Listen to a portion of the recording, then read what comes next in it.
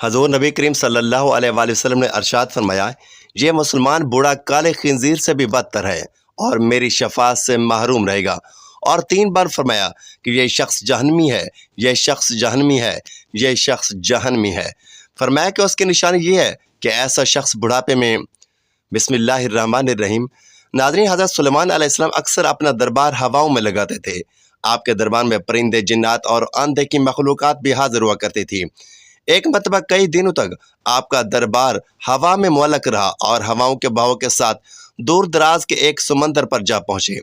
قدرت کے عالیشان نظارے دیکھ کر حضرت سلیمان علیہ السلام اللہ سبحانہ و تعالیٰ کی پاکی اور عظمت بیان کر رہے تھے کہ وہی نازل ہوئی۔ اللہ تبارک و تعالیٰ نے فرمایا کہ اے سلیمان، اگر میری قدرت کا ایک حیران کن نظارہ دیکھنا چاہتے ہو تو سمندر کے اندر دیکھ سکتے ہو۔ حضرت سلیمان علیہ السلام نے فوراً سب سے طاقتور جن کو حکم دیا کہ فوراً سمندر کے اندر جائے اور اندر کا پورا منظر مجھے واپس آ کر بیان کرے۔ جن نے واپس آ کر بتایا کہ میں نے سمندر کے اندر ایک ایک کونا چھان مارا، لیکن سوائے آبی مخلوقات کے میں نے کوئی غیر معمولی منظر نہیں دیکھا۔ حضرت سلیمان علیہ السلام نے اس وقت کے درویش اپنے خاص مشیر آصف بن برخیا کو حکم دیا کہ آپ اپنے علم کی طاقت سے سمندر کے اندر کے حالات سے مجھے آگاہ کریں۔ کچھ دیر کے بعد حضرت آصف بن برخیا نے حضرت سلیمان علیہ السلام سے عرض کیا کہ اے اللہ کے رسول، میں نے سمندر میں ایک عجیب منظر دیکھا ہے کہ ایک مسجد جو دنیا کے قیمتی ترین ہیروں اور جواہرات سے مزین ہے، اس مسجد کے اندر ایک شخص کھڑا نماز ادا کر رہا ہے۔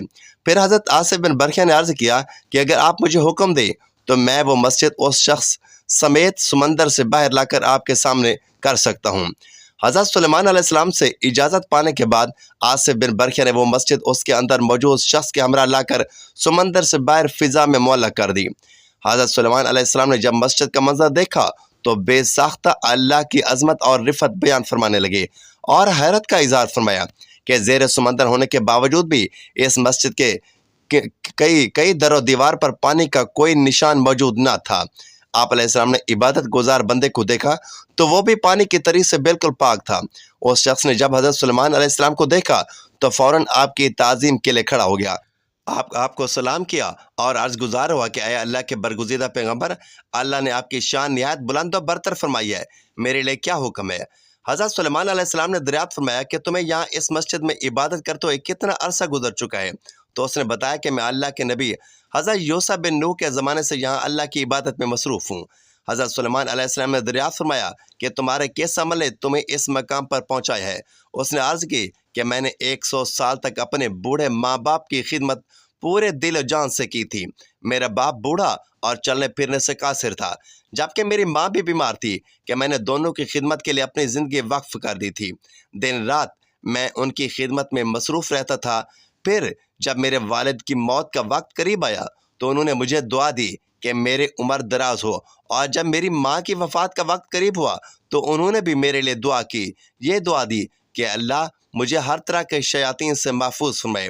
تو دونوں کی دعائیں قبول ہوئیں۔ میں اسی وقت سے اس مسجد میں اللہ کی عبادت میں مصروف ہوں۔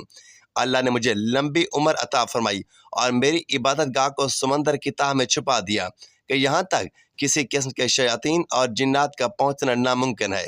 میرا رب مجھے رزق دیتا ہے جو میں کھاتا ہوں اور پھر اس کی عبادت میں مصروف رہتا ہوں، اور یہ سب میرے بوڑھے والدین کی خدمت کے بدلے ان کی دعاؤں کا نتیجہ ہے۔ یہ کہہ کر اس شخص نے حضرت سلیمان علیہ السلام سے اجازت چاہی اور حضرت سلیمان علیہ السلام نے اپنے علم سے اسے پھر سے زیر سمندر اسی جگہ تک پہنچا دیا۔ بے شک بوڑھے ماں باپ کی خدمت انسان کو دنیا اور آخرت میں دونوں میں کامیاب مقام دلوا سکتی ہے، جو مقام انسان کو اپنی عبادت اور اپنی پوری عمر کی ریاضت سے بھی نہیں مل سکتا۔ بوڑھے ماں باپ کی دعا اور ان کے حق میں عرش الہی تک جا پہنچتی ہے۔ حضرت انس بن مالک رضی اللہ تعالیٰ عنہ روایت کرتے ہیں کہ حضور نبی کریم صلی اللہ علیہ وسلم کے زمانے میں ایک یہودی عالم دین تھا۔ اس کا نام جلبیب تھا اور اس کا ایک لڑکا تھا جس کا نام حباب تھا۔ یہ لڑکا حباب حسن و جمال میں اپنی مثال آپ تھا، نہایت ہی خوبصورت اور حسین و جمیل تھا، جو اسے دیکھتا ہی رہ جاتا۔ صرف خوبصورت ہی نہیں بلکہ یہ لڑکا اپنے اخلاق میں بھی اپنا ثانی نہیں رکھتا، نہایت خوش طبع، خوش مزاج اور خوش اخلاق تھا۔ ایک بار ایسا ہوا کہ اتفاق سے اس نے اپنے والد کے خزانے میں ایک صندوق دیکھا جو سرخ موتیوں سے بھرا ہوا تھا اور اس پر مشک کی مہر لگی ہوئی تھی، اور ایسا اس لیے تھا کہ کوئی شخص اسے نہ تو کھول سکے اور نہ ہی اس کے اندر جھانک سکے۔ अचानक ही उस लड़के ने उस संदूक को देखा तो बड़ा गजबनाक होकर बाहर निकला। बाप से वजह पूछी तो कहने लगा, एक अरसा हो चुका है आपने एक चीज़ भी मुझसे पोशीदा ना रखी, लेकिन मैंने देखा कि आपने यह संदूक हमेशा मुझसे छुपा कर रखा है। हालांकि मेरे लिए आपकी शफकत और मोहब्बत बहुत ही ज़्यादा है। बाप ने जब बेटे के ये अल्फाज सुने तो कहने लगा, क्या है मेरे प्यारे बेटे, ऐ संदूक में ना तो कोई हीरे और जवाहरात हैं और ना ही कोई खजाना छुपा रखा है। इसमें तो बस चंद औराक हैं जिन पर अरबी ज़ुबान में एक नाम लिखा हुआ है। जब तुम उलमा की मजालिस में बैठकर फाजिल हो जाओगे और इस तारीर को पढ़ने के काबिल हो जाओगे और हर बात समझने लगोगे तो इन औराक का मुताला भी कर लेना। अभी तुम ऐसा ना करना, क्योंकि अभी अभी तुम नापुख्ता ज़हन हो और यही वजह कि इस संदूक का राज मैंने जानबूझकर पोशीदा रखा हुआ है। हबाब अपने वालिद की ये बातें सुनकर ख़ास मुतमईन ना हुआ और एक रोज़ जलबीब किसी ज़रूरी काम में मसरूफ़ था तो बेटे हबाब ने मौका गनीमत जानते हुए सोचा कि आज इस संदूक वाले राज से पर्दा हटा ही देता हूँ और उसे खोलने में मशगूल हो गया। यही वो संदूक था कि जिसके लिए राजदारी से काम लिया जा रहा था। हबाब ने उसकी मुश्क से लगी हुई मोहर को तोड़ डाला और दिल ही दिल में तसव्वुर कर रहा था कि अब जब मैं संदूक को खोलूँगा तो अंदर से चमकते दमकते हीरे जवाहरात मेरी आंखों के सामने होंगे। लेकिन उसने इंतहाई तजस्सुस के आलम में जैसे इस संदूक का ढक्कन ऊपर उठाया तो नूर की एक शुआ उस संदूक से बाहर नमूदार हुई और वो नूर ऐसा रोशन था कि उसके सामने कमरे में जलते हुए चिराग की रोशनी मांद पड़ गई। उस संदूक के अंदर हबाब को 2 सफ़ेद औराक दिखाई दिए और इन औराक पर कलमा तैयबा यानी ला इलाहा इल्लल्लाह मुहम्मद रसूलुल्लाह लिखा हुआ था। कलमा तैयबा के बाद नबी आखिरुज़्ज़मा हज़रत मोहम्मद सल्लल्लाहु अलैहि वसल्लम के औसाफ़ हमीदा भी इन औराक में दर्ज थे।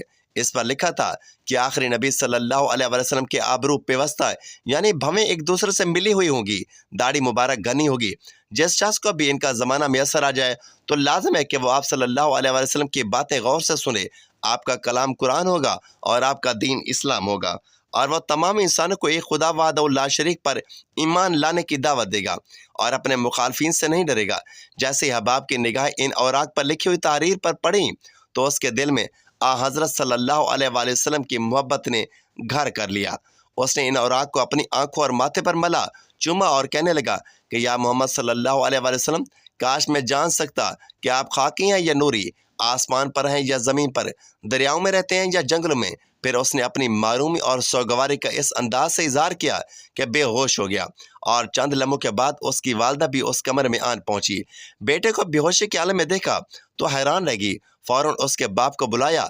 बाप ने जब अपने प्यारे बेटे को इस हालत में देखा तो उसके चेहरे से अपना चेहरा मलने लगा, माथे को चूमने लगा और रो रो कर अपने बेटे की बेहोशी पर हसरत व गम का इजहार करने लगा। जब वो खूबरू नौजवान लड़का होश में आया, अपने वालिदैन को अपने सराहने परेशान और गमज़दा पाया तो एकदम गुस्से के अंदाज में अपने वालिद से कहने लगा कि ऐ मेरे वालिद, तुम मेरी आंखों की रोशनी नहीं देखते और तुम बुढ़ापे के बावजूद भी इस रहमत आलम की से मुस्तफ़ीद नहीं हुए कि आप तो मुझे बचपन ही से कुफ्र शिर्क की तालीम देते हैं और आपने मुझे तालीम मोहम्मद सल्लल्लाहु अलैहि वसल्लम से हमेशा मारूम रखा। जब बाप ने अपने खुद साख्ता खुदाओं के बेहुरमती वाले अल्फाज बेटे की ज़ुबान से सुने तो गुस्से से पागल हो गया। बेटे को बालों से पकड़ा और ज़मीन पर दे मारा और ज़ोर ज़ोर से अपने बेटे को पीटने लगा। जब जवान बेटे पर बाप का जुल्म हद से तजावज़ कर गया तो वहाँ इत्तेफाक से एक अल्लाह वाला आन पहुँचा जिसके नाम हाई बिन अख्तब था। उसने जब देखा कि बाप अपने जवान बेटे पर जुल्म करने में पागल हुआ जा रहा है तो उन्होंने बाप को मना करने की बहुत कोशिश की, लेकिन वो किसी सूरत बेटे को सजा देने से ना रुकता था। कुछ देर में वहाँ काफ़ी लोग इकट्ठे हो गए और जब लोगों ने बाप से बेटे का कसूर पूछा तो वो कहने लगा कि कसूर तो उसका कत्ल किए जाने के लायक है और जब तक मैं उसको कत्ल ना कर दूं मैं उसको यूं ही मारता ही रहूँगा। उसने बताया कि ये अपने बाप दादा के दीन को छोड़ चुका है, अपने दीन की बेहुरमती कर चुका है और दीन मोहम्मद सल्लल्लाहु अलैहि वसल्लम को कबूल कर चुका है। मुशरिक लोगों ने बाप को समझाने की बहुत कोशिश की, उसके बेटे को समझाना शुरू किया। क्या है बेटे, दूर दराज से लोग हमसे इल्म हासिल करने आते हैं, लोग हमारी इत्तिबा करते हैं, लेकिन तुम्हें क्या हुआ कि तुम हज़रत मोहम्मद सल्लल्लाहु अलैहि वसल्लम की इत्तिबा में पड़ गए हो। उसका दीन छोड़ दो और अपने बाप दादा के दीन पर ही कायम रहो। यह तमाम बातें सुनने के बाद जवान बेटा हबाब कहने लगा कि मैंने बहुत गौर व फिक्र की है और मैं पूरी सोच विचार के बाद इस नतीजे पर पहुँचा हूँ कि मैं मोहम्मद सल्लल्लाहु अलैहि वसल्लम के सिरात मुस्तकीम को ही अपनाऊँगा, कि मैं उन पर ईमान ला चुका हूँ। लोगों ने उससे बहुत नसीहतें की اور الٹی سیدھی باتیں بھی سمجھائی، لیکن وہ نوجوان اپنے نیک ارادے پر ڈٹا رہا۔ ان یہودی مشائخ نے کہا کہ کیونکہ یہ لڑکا ناز و نخرے میں پلا بڑا ہے اور یہ زندگی کے حقیقی مسائل کو، تکلیف کو نہیں پہچان سکتا۔ ناظرین کرام، سنن ابن داؤد میں یہ واقعہ ان الفاظ میں تحریر ہے کہ باپ نے اپنے بیٹے سے کہا کہ جاؤ اور سودا لے کر آؤ۔ وہ گیا اور جب وہ لڑکا راستے سے گزر رہا تھا تو اس کی نظر نبی آخر الزماں حضرت محمد صلی اللہ علیہ وآلہ وسلم پر پڑی۔ نبی کریم صلی اللہ علیہ وآلہ وسلم کی نگاہ مبارک بھی اس لڑکے پر پڑی۔ اس حسین و جمیل لڑکے نے جب حسن مصطفیٰ صلی اللہ علیہ وآلہ وسلم کا نظارہ کیا تو دل تھام کر وہیں اسی جگہ پر بیٹھ گیا اور بیٹھے بیٹھے وہاں اسے کافی دیر ہو گئی۔ ادھر اس لڑکے کا باپ اس کے انتظار میں کبھی گھر کے اندر جاتا اور کبھی باہر۔ لڑکے کے انتظار میں سورج غروب ہو گیا اور مغرب کی نماز بھی ہو گئی۔ جب رات میں وہ لڑکا واپس گھر لوٹا تو باپ نے پوچھا کہ ارے نادان، تو نے واپس آنے میں اتنی دیر کیوں کر دی؟ باپ اس پر غضبناک ہوا کہ تو کتنا نادان اور پاگل ہے کہ میں نے کہا تھا کہ جلدی آ جانا، لیکن تم نے آنے میں اتنی دیر کر دی۔ میں نے تمہیں سودا لینے کے لیے بھیجا تھا اور تم خالی ہاتھ واپس لوٹ آئے ہو۔ پھر جب اس غضبناک باپ نے غصے سے بلند آواز میں پوچھا سودا کہاں ہے تو بیٹے نے کہا کہ سودا تو میں خرید چکا ہوں۔ لڑکے کے باپ نے کہا کیا پاگل آدمی ہے، میں نے تجھے سودا لینے بھیجا ہے، سودا تمہارے پاس ہے نہیں اور کہتے ہو کہ میں سودا خرید چکا ہوں۔ بیٹے نے کہا کہ ابا جان میرا یقین کرے کہ میں سودا خرید کر آیا ہوں۔ باپ بولا کہ پھر دکھاؤ وہ سودا کہاں ہے۔ بیٹے نے کہا کہ کاش تیرے پاس وہ آنکھیں ہوتی تو تجھے ضرور دکھاتا کہ وہ سودا کہاں ہے۔ اے میرے باپ، میں تمہیں کیا بتاؤں کہ میں کیا سودا خرید کر لایا ہوں۔ باپ ڈانٹتے ڈبڑتے دور ہو گیا اور پھر اس کے بعد وہ نوجوان ہر روز حضور نبی کریم صلی اللہ علیہ وآلہ وسلم کی خدمت میں بیٹھنے لگا۔ وہ یہودی کا اکلوتا لڑکا تھا اور وہ یہودی اپنے بیٹے سے بہت زیادہ پیار کرتا تھا، اس لیے اس نے اپنے لڑکے سے کچھ نہ کہا۔ کچھ دن کے بعد اس یہودی کا لڑکا بے حد بیمار ہو گیا۔ کافی دن بیمار رہا اور پھر اسے اتنی کمزوری ہو گئی کہ اس لڑکے کا کروٹ لینا بھی مشکل ہو گیا۔ وہ قریب المرگ تھا کہ یہودی باپ بے حد پریشان تھا۔ پھر بھاگا اور حضور اکرم صلی اللہ علیہ وآلہ وسلم کی بارگاہ میں گیا اور بولا کہ میں آپ کے پاس حاضر ہوں اور آپ تو جانتے ہی ہیں کہ میں ایک یہودی ہوں اور آپ کی تعلیمات سے اتفاق نہیں کرتا، مگر میرا لڑکا آپ کو دل دے بیٹھا ہے، وہ قریب المرگ ہے اور آپ کو رات دن یاد کرتا ہے۔ کیا یہ ممکن ہے کہ آپ اپنے اس دشمن کے گھر میں تشریف لا کر اپنے عاشق کو ایک بار دیکھ لیں؟ کیا یہ میری آرزو پوری ہو جائے گی کہ میرا وہ لڑکا مرنے سے پہلے آپ صلی اللہ علیہ وآلہ وسلم کا دیدار کر لے، کیونکہ وہ کسی اور چیز کی آرزو نہیں کر رہا سوائے اس کے کہ نبی کریم صلی اللہ علیہ وآلہ وسلم سے ملاقات ہو جائے۔ حضور نبی کریم صلی اللہ علیہ وآلہ وسلم نے جب یہ سنا تو فوراً فرمایا کہ چلو چلتے ہیں۔ آپ صلی اللہ علیہ وآلہ وسلم نے حضرت ابو بکر، عمر، عثمان، علی اور باقی صحابہ کو جو بھی وہاں بیٹھے تھے سب کو ساتھ لیا اور فوراً اس کے گھر کی جانب چلنے لگے۔ نبی کریم صلی اللہ علیہ وسلم جب اس یہودی کے گھر میں پہنچے تو اس لڑکے کی آنکھیں بند تھیں۔ آپ نے اس لڑکے کی پیشانی پر اپنا دست اقدس رکھا تو لڑکے کی آنکھیں کھل گئی، جیسے زندگی لوٹ آئی ہو، جس میں طاقت آ گئی ہو، جیسے ناتوانی میں جوانی آ چکی ہو۔ اس کی آنکھیں کھلی، نبی کریم صلی اللہ علیہ وآلہ وسلم کے چہرے مبارک پر نظر پڑی، اس کے چہرے پر ایک مسکراہٹ آئی، اس کے لب کھل گئے اور اس کی مسکراہٹ پھیل گئی۔ تو نبی کریم صلی اللہ علیہ وآلہ وسلم نے ارشاد فرمایا کہ بس اب تم کلمہ پڑھ لو۔ وہ لڑکا اپنے باپ کا منہ دیکھنے لگا تو یہودی بولا کہ میرا منہ کیا دیکھتے ہو؟ ابو القاسم صلی اللہ علیہ وآلہ وسلم جو کہتے ہیں کر لو۔ لڑکا بولا کہ یا رسول اللہ صلی اللہ علیہ وآلہ وسلم میرے پاس تو کچھ بھی نہیں ہے۔ تو آپ نے ارشاد فرمایا کہ بس تم کلمہ پڑھو، میں جانوں اور جنت جانے، تم میرے ہو، جنت بھی تو میری ہے، کیونکہ جنت بھی تو میری ہے، تمہیں جنت میں لے جانا میرا کام ہے۔ لڑکے نے کلمہ پڑھا اور جب اس کے منہ سے نکلا محمد رسول اللہ تو اس کے جسم سے اس کی روح بھی نکل گئی، کلمے کا نور اندر چلا گیا، آنکھیں بند ہو گئی اور لب خاموش ہوئی۔ یہ پورا منظر دیکھ کر اس لڑکے کا باپ وہ یہودی کہنے لگا، اے محمد صلی اللہ علیہ وآلہ وسلم، یہ لڑکا اب میرا نہیں رہا، کیونکہ میں یہودی ہوں اور آپ مسلمان ہیں۔ اب اس لڑکے نے اسلام قبول کر لیا ہے، لہٰذا اب آپ اس کو لے جائیں، کیونکہ اب یہ اسلام کی مقدس امانت ہے۔ اب کاشانہ نبوت سے ہی اب اس کا جنازہ اٹھے تب بھی اس کی عزت ہے، اسے لے جائیے۔ اس کو تو آپ صلی اللہ علیہ وآلہ وسلم نے فرمایا، اے ابو بکر صدیق اٹھاؤ اس کو، عمر اٹھاؤ، عثمان آگے بڑھو، بلال آؤ تو صحیح، اے علی ذرا کندھا تو دو، اس کو سب اٹھاؤ۔ اس کا حضور اکرم صلی اللہ علیہ وآلہ وسلم جب اس یہودی کے گھر سے نکلے تو یہ فرماتے جا رہے تھے، اس اللہ رب العزت کا شکر ہے کہ جس نے میرے صدقے سے اس بندے کو بخش دیا۔ اس اللہ رب العزت کا شکر ہے جس نے میرے صدقے سے اس بندے کو بخش دیا۔ اللہ اکبر کبیرہ۔ ناظرین ذرا سوچیں کہ اس عاشق کی میت کا کیا ہی مقام ہوگا کہ جس کو حضرت ابو بکر، عمر، عثمان اور علی جیسے عظیم لوگ کندھا دیں، جبکہ آگے آگے حضور نبی کریم صلی اللہ علیہ وآلہ وسلم ہوں۔ قبر تیار ہوئی، کفن پہنایا گیا، نبی کریم صلی اللہ علیہ وسلم قبر میں کافی دیر کے لیے کھڑے رہے۔ صحابہ نے دیکھا کہ آپ صلی اللہ علیہ وسلم اس کی قبر کے اندر پنجوں کے بل چل رہے تھے اور پورا قدم مبارک نہیں رکھ رہے تھے۔ جب کافی دیر کے بعد آپ صلی اللہ علیہ وسلم قبر سے باہر تشریف لے کر آئے تو چہرے پر تھوڑی زردی چھائی ہوئی تھی، تھکن محسوس ہوئی۔ صحابہ کرام رضوان اللہ علیہ اجمعین عرض کرتے ہیں، یا رسول اللہ صلی اللہ علیہ وسلم، یہ کیا ماجرا ہے؟ پہلے تو ہمیں یہ بتائیے کہ آپ نے قبر کے اندر پورا پاؤں مبارک کیوں نہ رکھا، اور آپ صلی اللہ علیہ وسلم پنجوں کے بل کیوں چل رہے تھے؟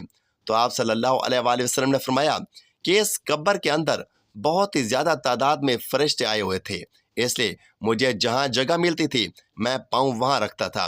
قبر میں پاؤں رکھنے کی بھی جگہ نہ تھی اور میں یہ نہیں چاہتا تھا کہ کسی فرشتے کے پاؤں پر میرا پاؤں پڑ جائے۔ پھر صحابہ نے دوبارہ سے عرض کی کہ آپ صلی اللہ علیہ وسلم قبر کے اندر کیوں تشریف لے گئے؟ ہمیں فرماتے تو ہم چلے جاتے۔ تو نبی کریم صلی اللہ علیہ وسلم نے فرمایا کہ میں نے اس لڑکے سے بولا تھا کہ میں تیری قبر کو جنت کے باغوں میں سے ایک باغ بناؤں گا، تو اس لیے اس کی قبر کو جنت بنانے کے لیے اس قبر کے اندر چلا گیا تھا۔ پھر سے عرض کیا گیا کہ پھر حضور آپ اتنے تھکے ہوئے کیوں ہیں؟ فرمایا تھکا ہوا اس لیے ہوں کہ فرشتے اور حوریں اس عاشق کے دیدار کے لیے آ رہے تھے اور میرے وجود سے لگ لگ کر گزر رہے تھے، اسی وجہ سے میں تھک گیا ہوں۔ حضرت ابو ہریرہ رضی اللہ تعالیٰ عنہ سے مروی ہے کہ صحابہ کرام رضوان اللہ علیہ اجمعین کے ساتھ آپ صلی اللہ علیہ وآلہ وسلم تشریف فرما تھے۔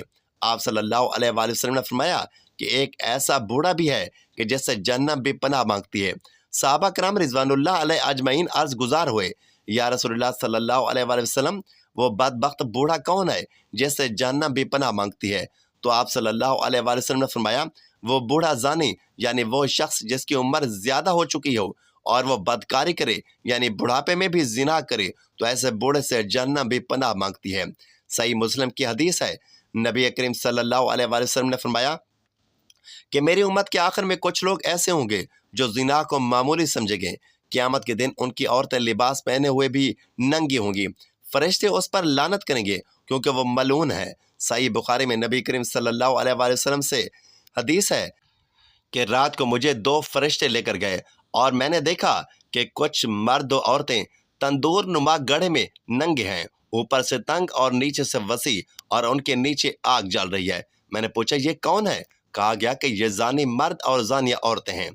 نبی کریم صلی اللہ علیہ وآلہ وسلم نے ارشاد فرمایا کہ زنا بہت بڑا گناہ ہے اور اس کے قریب بھی مت بھڑکو، یہ گناہ کبیرہ ہے اور ایسوں کا ٹھکانہ جہنم ہے۔ ناظرین، اللہ تبارک و تعالیٰ سے دعا ہے کہ اللہ تعالیٰ ہمیں نیکی کے بات کو سننے، سمجھنے اور اس پر عمل کرنے کی طاقت اور توفیق عطا فرمائے۔ میرا سنانا اور آپ کا سننا اپنی بارگاہ الہی میں قبول و منظور فرمائے اور ہمارا خاتمہ بالخیر فرمائے، آمین یا رب العالمین۔ ناظرین، ویڈیو اچھی لگی ہو تو ویڈیو کو لائک، شیئر اور چینل کو سبسکرائب ضرور کریں، اور کمنٹ باکس میں اللہ تعالیٰ کے 99 ناموں میں سے ایک نام ضرور ٹائپ کریں۔